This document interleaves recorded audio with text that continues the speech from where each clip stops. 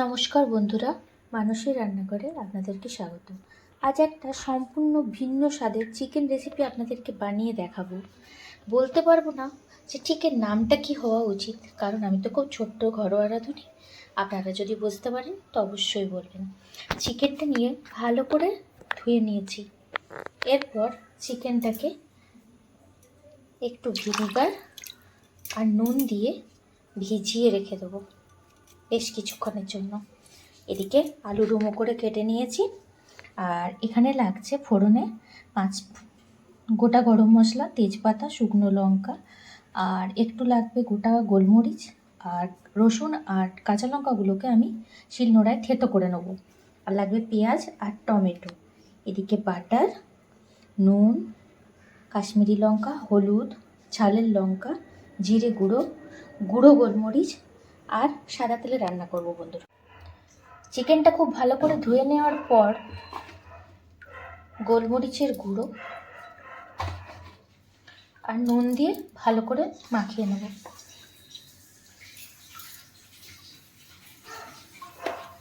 যেহেতু পুরো রান্নাটাই সাদা তেলে হবে, তাই প্রথমে আগে আলুগুলো ভালো করে ভেজে নেব।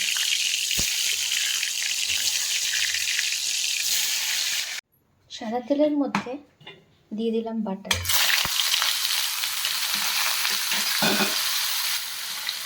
আপনারা জানেন আমি রান্নায় কিন্তু আমুল বাটার ইউজ করি। এরপর সব চিকেনের পিসগুলো দিয়ে দেবো। চিকেনগুলো ভালো করে ভেজে নেব। চিকেনটা যখন একটু কালার চেঞ্জ হয়ে আসছে, তখন মোটামুটি 10 to 12% বেশি ফ্রাই করা হয়ে যাবে, তখন ওর মধ্যে অ্যাড করে দেবো পেঁয়াজ।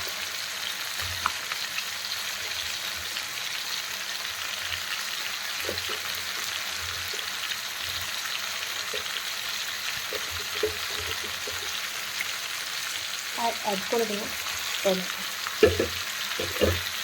এবার ভালো করে নাড়িয়ে নেব। ঠিক এইভাবে নাড়িয়ে ভালো করে সবটা মিক্স করে দেন ঢাকা দিয়ে দিয়ে হালকা আঁচে এটাকে ভালো করে ভাজবো। একটু সময় পরে দেখবেন টমেটোগুলো সব খোসা ছেড়ে এসছে আর পেঁয়াজগুলো নরম হয়ে রং পরিবর্তিত হয়ে গেছে। এরকম অবস্থায় যে রসুন আর কাঁচা লঙ্কার আর গোলমরিচের পেস্টটা বানিয়ে রেখেছিলাম সেটা দিয়ে দেবো।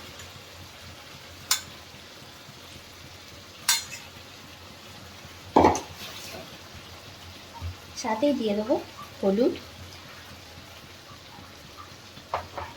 একটু কাশ্মীরি লঙ্কার গুঁড়ো,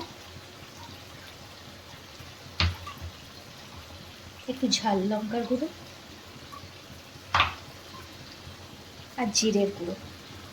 এবার খুব ভালো করে কষাতে থাকবো যতক্ষণ না সব মশলা মিলেমিশে যায়। এখানে স্বাদের একটা ছোট্ট টুইস্ট হবে।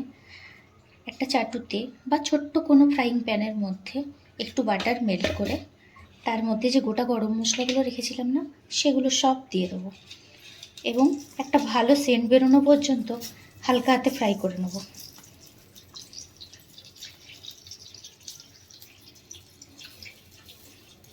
ভালো করে ভাজিয়ে নেব যতক্ষণ না একটা সুন্দর অ্যারোমা বেরোচ্ছে।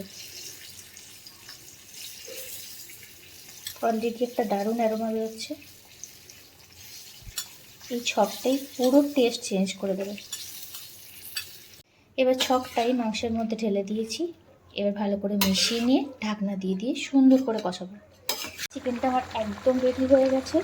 এই অবস্থায় নামানোর ঠিক একটু আগে অ্যাড করে দেবো সামান্য গরম মশলা।